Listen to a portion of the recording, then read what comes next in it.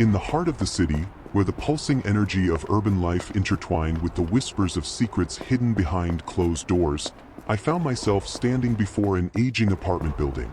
The evening sky was cloaked in shadows, and the air carried a chill that hinted at the approaching winter. Clutching a bag of warm, steaming food, I ascended the creaking stairs to reach apartment 3B.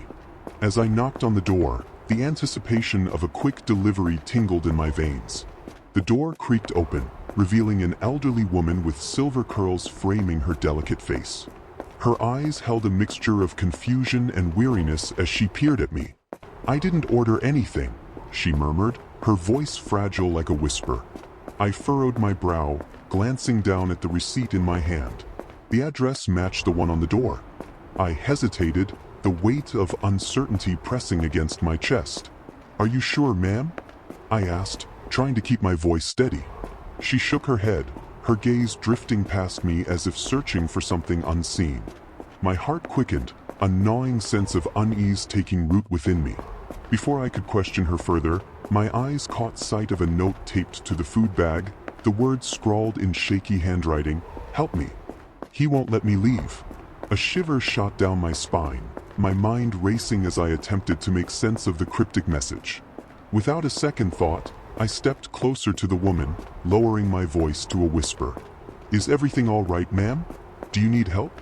Her eyes widened, a flicker of fear dancing within their depths before she quickly composed herself, shaking her head once more. "I'm fine, young man. Must be some silly mistake." "Thank you for your concern," she said, her voice masking a tremor of uncertainty. I hesitated, torn between following my instincts and respecting the woman's wishes.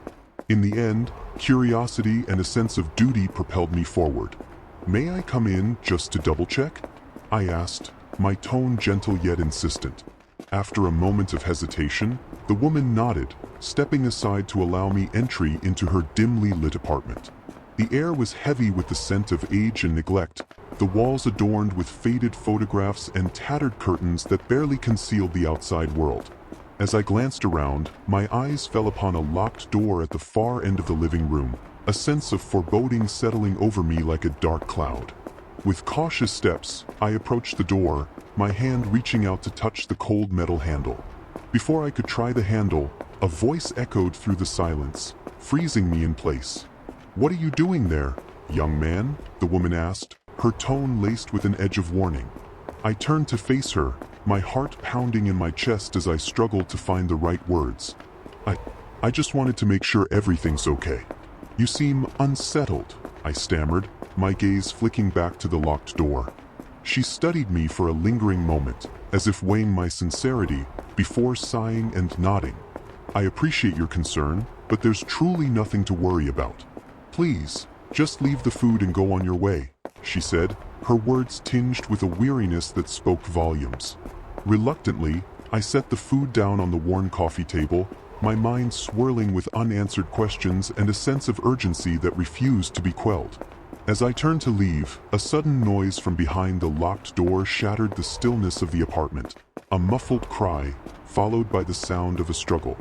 My blood ran cold, a surge of adrenaline propelling me back towards the door, my hands fumbling with the lock in a desperate attempt to uncover the secrets hidden within.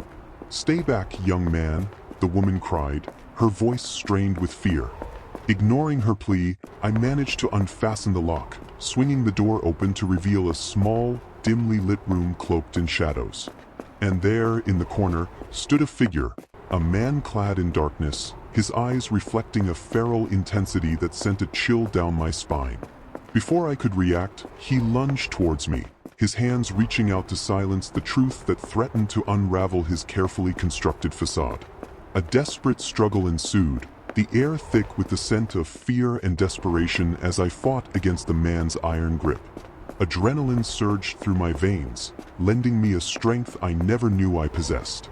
In a flurry of movement, I managed to break free, my heart hammering in my chest as I raced towards the woman, who watched the scene with wide, terrified eyes. "He won't let me leave," she whispered, her voice tinged with a despair that tore at my soul. With a surge of determination, I turned to face the man, my voice firm and unwavering. "Let her go," I demanded, my eyes locking with his in a battle of wills. For a moment, the man hesitated, his gaze flickering between me and the woman before a twisted smile curled his lips. "You don't understand, young man. She's mine to keep," he hissed, his words dripping with malice. But I refused to back down, fueled by a fire that burned brighter than any fear or doubt. With a swift motion, I reached for the woman's hand, pulling her towards me as we made a hasty retreat towards the door. A tense silence filled the room, broken only by the man's enraged cries as he realized his grip on the woman was slipping away. As we burst out into the night, the cool air washing over us like a cleansing tide, I knew that the shadows that once veiled the truth had finally been lifted. And as the sirens wailed in the distance, signaling the arrival of help, I felt a sense of relief and triumph wash over me. For in that moment, I knew that the courage to stand up against darkness and to fight for those in need was a light that could never be extinguished. And though the mysteries of that night would linger in my mind like shadows in the dusk, I carried with me a newfound strength, a resolve to never turn a blind eye to the cries for help that echoed in the silence of the night.